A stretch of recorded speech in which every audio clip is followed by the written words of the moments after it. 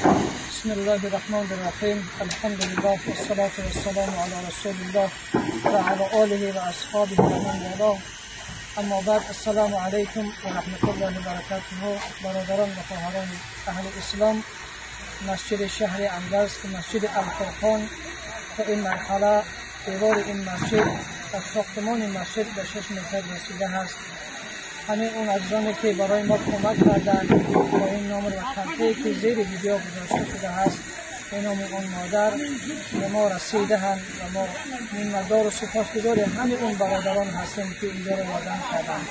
واقعا برادران عزیز، این خیلی یک شانس بزرگی هست که ما بتونیم صدقات جاریه برای خود داشته باشیم. مساجد و آباد کردن این مساجد، این صدقات جاریه برای حیات انسان هستند.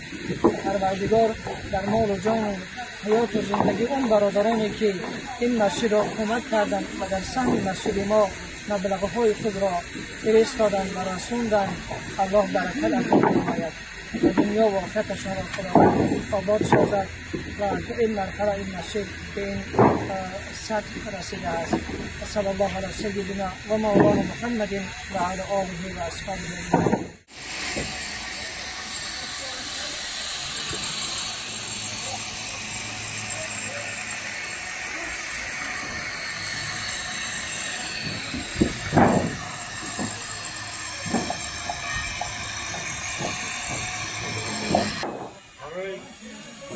برای چیه؟